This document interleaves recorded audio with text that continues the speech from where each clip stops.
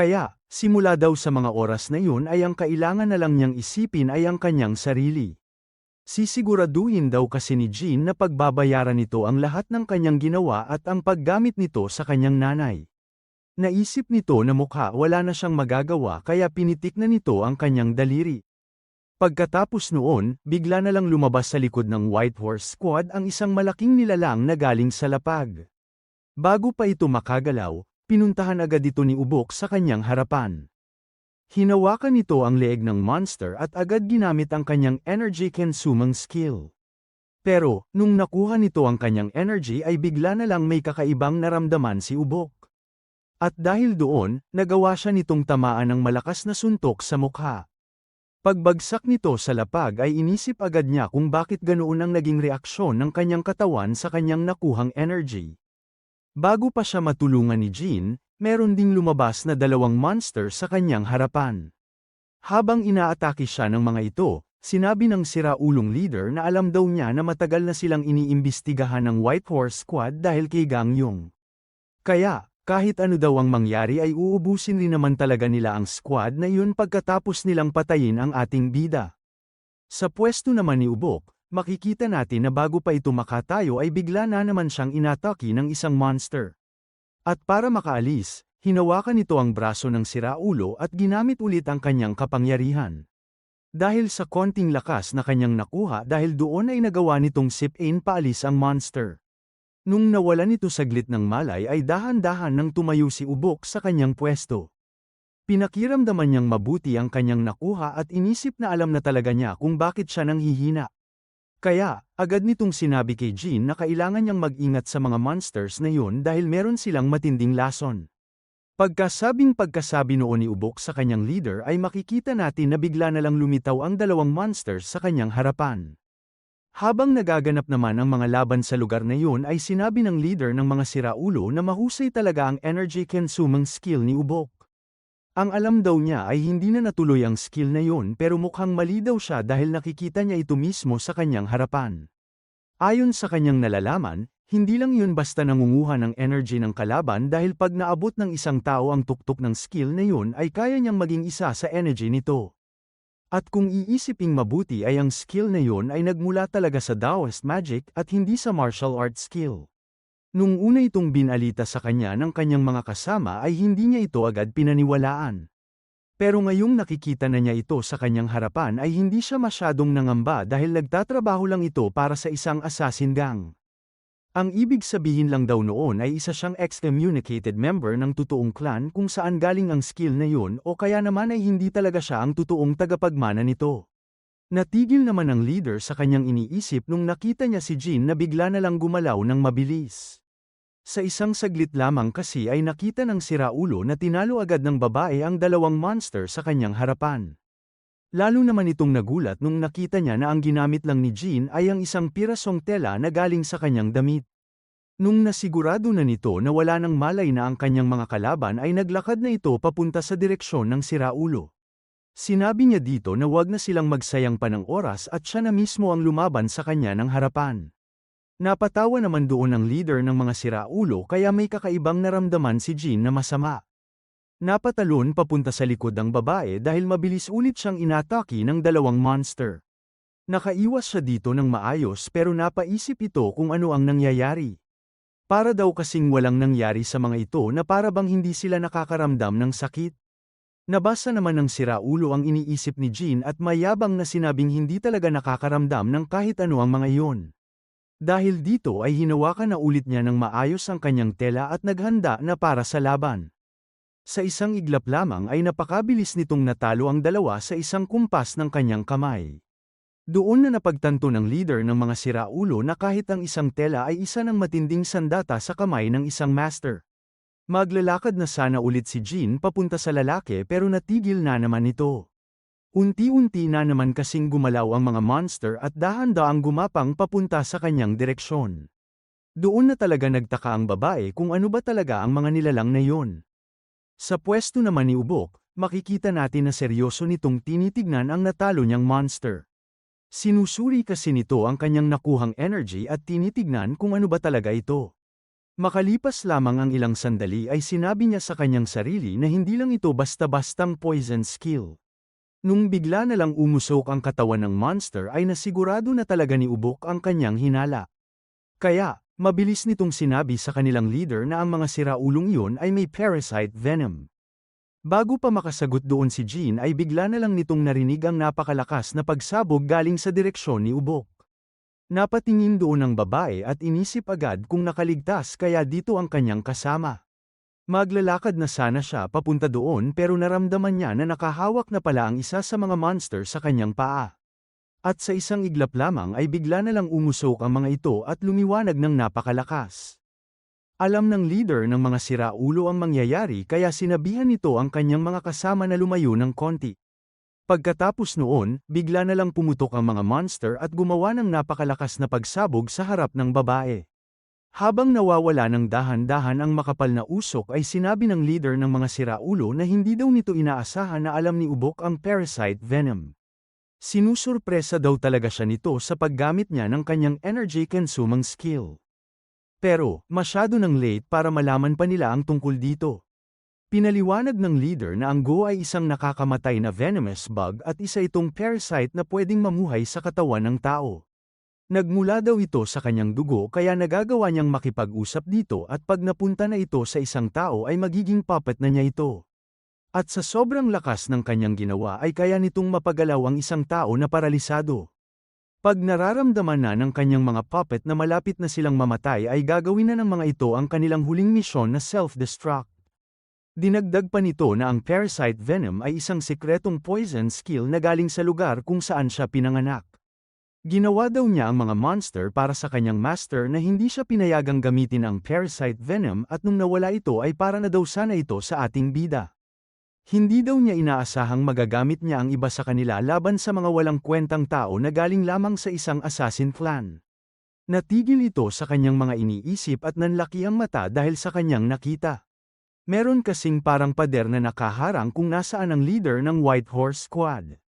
Nung tinignan niya ito ng mabuti ay doon na niya napagtanto na isa na naman itong tela. Hindi siya makapaniwalang nagawa nitong harangin ang pagsabog ng kanyang mga monsters na kayang sum-iron ang napakakapal na pader gamit lamang ang isang tela. Galit nitong sinabi sa kanyang sarili na muntik na niyang nakalimutan kung sino ang kanyang kaharap.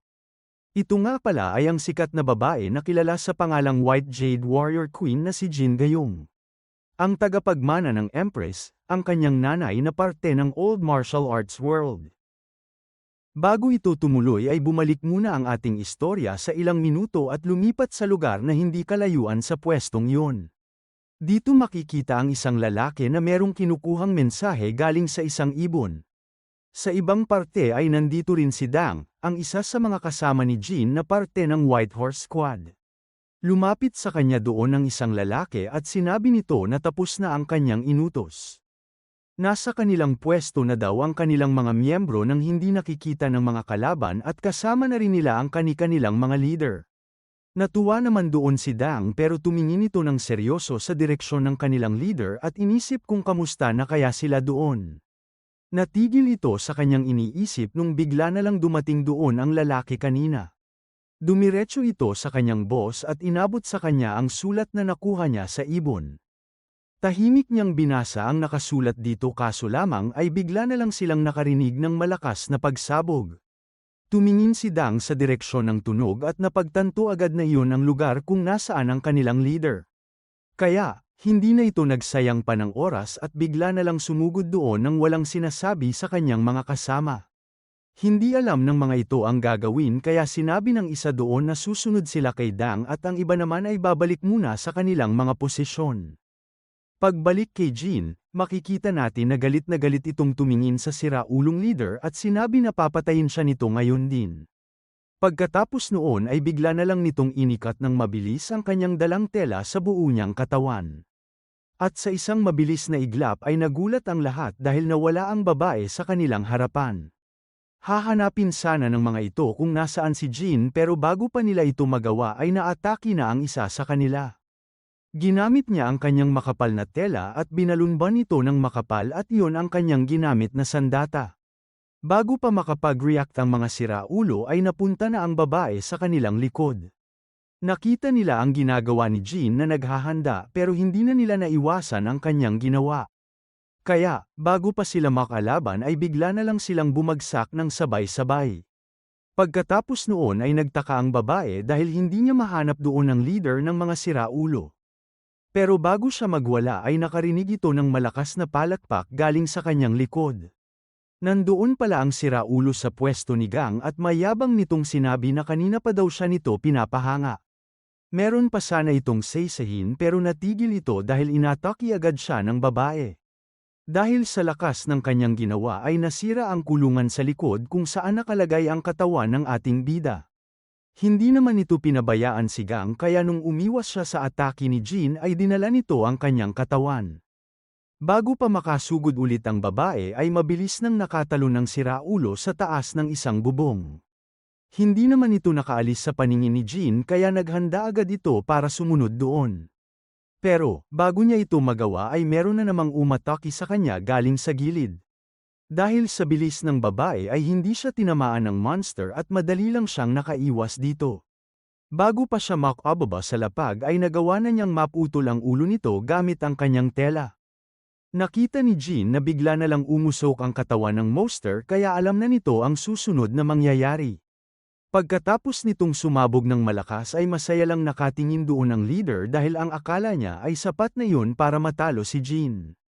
Pero, nawala agad ang ngiti sa kanyang mukha nung nakita na naman niya ang mahabang tela nito. Namangha sa kanyang ang lalaki at sinabi na dahil sa lakas ni Jean ay mukhang mas gusto na lang nitong kunin ang babae para maging nanay ng kanyang mga anak kesa patayin ito. Pagkatapos noon ay tumawa na naman ang siraulo at sinabi na kahit gusto siya nitong labanan harap-harapan ay mukhang hindi ito mangyayari. Dahil, pagkasabi niya noon ay lumabas na sa harapan ni Jean ang napakaraming monsters. Sinabi ng siraulo sa babae na subukan daw niyang talunin ang lahat ng iyon at habulin siya pagkatapos. At habang umaalis, natatawa nitong sinabi na pag nagawa niya iyon ay meron siyang regalong ibibigay sa kanya.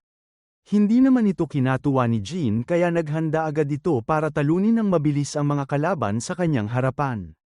Pero, bago siya umatake ay merong nagsalita sa kanyang likod at sinabi na siya na daw ang bahala sa mga monsters. Dinagdag pa ni Ubok na wag na siya nitong intindihin at habulin na lang niya ang leader ng mga siraulo. Nung tinignan siya ni Jean ng merong kakaibang ekspresyon ay sinabi sa kanya ni Ubok na para namang wala itong tiwala sa kanya. Hindi daw siya basta-basta lang mamamatay sa mga walang sariling utak na monsters kagaya ng mga yon. Dahil doon ay napanatag na ang kanyang leader kaya ginamit nito ang kanyang tela para mabilis na makaakyat sa mga bubong. Nung wala na ito ay unti-unti nang lumapit si Ubok sa kanyang mga kalaban. Sinira nito ang kanyang damit sa bandang tiyan at makikita natin na meron itong sinturon. Huminga ito ng malalim at makalipas lamang ang ilang sandali ay buong lakas niya itong tinanggal. Nung nahulog ito sa lapag ay mapapansin natin na meron itong mga patusok sa paligid. Pagkatapos noon ay bigla na lang napasigaw si Ubok ng napakalakas ng dahil sa sakit. Habang namimilipit, naalala niya bigla ang sinabi sa kanya ng kanyang master dati. Hindi daw dapat niya tinuro ang energy-consuming skill sa isang tao na gustong maging maganda ang mundo. Bago tumuloy ang istorya, nakita nito sa kanyang isip ang dati niyang master. Sinasabi nito kay Ubok na kailangan niyang maging sobrang ingat sa paggamit ng energy-consuming skill pag bumalik siya sa normal niyang buhay. Dinagdag pa nito na ang pinakaimportante niyang tatandaan ay wag na wag niyang gagamitin ang soul-terminating skill hanggang sa pinakadulo. Para magawa yon, sinara nito ang kanyang sacral vertebrae points at waist points gamit ang espesyal na sinturon na kanyang ginawa. Ang huling narinig ni Ubok ay ang sinabi ng matanda na hanggang hindi pa niya kailangang isakripisyo ang kanyang buhay ay wag na wag niyang aalisin ang sinturong yon. Pagbalik sa kasalukuyan, kitang-kita natin na meron agad nag-iba kay Ubok. Dahil dito ay hindi na siya nagsayang pa ng oras kaya sa isang napakabilis na iglap lamang ay napunta agad siya sa harap ng isang monster. Hindi ito tumigil sa pag-abante kaya bumangga ang dalawa sa isang bahay sa kanilang likod. Hindi masyadong nakita ng mga monsters kung ano ang nangyari kaya pinuntahan ng mga ito ang narinig nilang pagsabog. Doon nila nakita na nasa ibabaw na ng kanilang kasaman si Ubok. Hindi makapaniwala ang mga ito na natalo lang ng isang normal na lalaki ang monster na yun ng ganun kadali. Nakangiti namang tinanong ni Ubok ang mga siraulo kung nagtataka ba sila kung bakit hindi sumabog ang kanilang kasama. Hindi naman nakakaintindi ng salita ang mga ito kaya nung nakaramdam sila ng hindi maganda ay sumugod na lang sila papunta sa lalaki. Angat sa iba ang isang siraulo kaya bago makasunod ang iba ay napunta na agad ito sa harap ni Ubok. Pero, dahil ginamit na nito ang soul terminating skill ay nagkaroon na siya ng kakaibang lakas. Para lang siyang tumagos sa monster at pagkatapos noon ay dumiretso agad ito sa mga kasama ng siraulo. Dahil sa kanyang pinagbabawal na teknik ay nagkaroon ng lakas si Ubok na hindi pangkaraniwan sa mga normal na tao. Tumatagos ito sa kanilang mga soul o kaluluwa at inaatake sila mula sa loob. Makalipas lamang ang ilang minuto ay makikita natin na natalo na ni Ubok ang lahat ng monsters sa lugar na yon. Kaya, tumayo ito sandali at tinignan muna kung ano ang lagay ng kanyang katawan. Napatingin naman ito sa kanyang kamay nung bigla na lang siyang may naramdamang kakaiba. Naipon kasi doon ang lahat ng parasite na nakuha niya sa mga nakalaban niyang monsters. Hinawakan nito ng mabuti ang kanyang braso at sinubukang kontrolin ang mga parasite. Pero, kahit ano ang kanyang gawin ay hindi talaga niya ito makontrol. Loyal kasi talaga ang mga parasite na ito sa leader ng mga siraulo dahil gawa sila sa kanyang dugo. Makalipas lamang ang ilang sandali ay umilo na ng sobrang lakas ang mga ito. At habang tumatakbo si Jean, nakarinig na lamang ito ng sobrang lakas na pagsabog sa kanyang likod. Kahit na gusto nitong tumigil ay nagtiwala na lang siya kay Ubok at tuluyan lang tumakbo para hindi makawala ang kanyang hinahabol. Sa ibang parte naman ng lugar iyon ay makikita natin na meron na namang isang monster na natalo. Ang gumawa pala nito ay si Dang dahil nandoon na siya kung nasaan ang kanilang leader. Nagulat naman ito nung nakita niya na bigla na lang umusok ang katawan ng siraulo. Bago pa siya makapag-react ay bigla na lang sumabog ng napakalakas ang monster. Agad namang tumakbo papunta kay Dang ang kanyang mga kasama para tignan kung ayos lamang siya. Nung nakita nila ang kanilang boss ay nilapitan agad nila ito at tinanong kung kailangan ba niya ng tulong. Hindi naman pinansin ni Dang ang mga ito at sinabi lang sa kanyang sarili na tama nga ang nakalagay sa sulat na nabasa niya kanina tungkol sa mga venomous parasite na go. Bigla itong natigil sa kanyang iniisip nung naalala nito ang kanilang leader. Kaya, inutos nito na tawagin ang lahat ng kanilang mga kasama sa lugar na iyon. Kailangang daw kasi niyang hanapin si Jean at tulungan ito bago pa siya mapahamak ng dahil sa mga monsters. Aalis na sana ito sa lugar na iyon pero nakita niya na meron na namang monsters na paparating.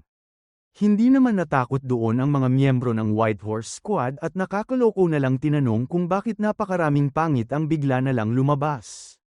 Para hindi na magsayang pa ng oras ay seryosong sinabi ni Dang sa kanyang mga kasama na talunin agad nila ang lahat ng monsters na makikita nila. Sa ibang lugar naman ay makikita natin si Jean na wala nang pakialam kung masira niya ang lahat ng bahay doon. Wala kasi itong balak patakasan sa kanyang harapan ang siraulong leader na kanyang hinahabol. Tumigil naman bigla ang lalaki sa taas ng isang bubong at tumingin ng nakakaloko kay Jean. Sinabi nito na hindi daw niya inaasahang makakahabol ito sa kanya nang walang hirap. Sumagot naman sa kanya ang babae at sinabi na ang akala niya ay para itong matalinong ahas pero para lang naman daw pala siyang tumatakbo at nagtatagong daga. Hindi naman na yun pinansin pa ng siraulong leader dahil pinitik na nito ang kanyang daliri at sinabi na dahil nakahabol ito ay ibibigay na nito kay Jean ang kanyang surpresa. Pagkatunog ng daliri ng leader ay naramdaman agad ng babae ang malakas na atake sa kanyang likod. Kaya, nilabas ulit nito ang kanyang tela para harangin ang kakaibang skill na yon. Dahil sa lakas ng puwersa ay makikita natin na napatalsik nito ng malayo si Jean. Pagtingin niya sa kanyang tela ay nagulat ito dahil muntik agad itong masira dahil lamang sa isang ataking yon. Nung tinignan niya kung sino ang may gawa nito ay nanlaki na lang ang kanyang mga mata. Ito kasi ang kanyang nanay, and kilalang empress na parte ng old martial arts world. Bago pa ito makapagsalita ay nakakalokong sinabi sa kanya ng leader ng mga siraulo na kung kaya niyang patayin ang kanyang nanay ay lalabanan na daw siya nito ng harap-harapan.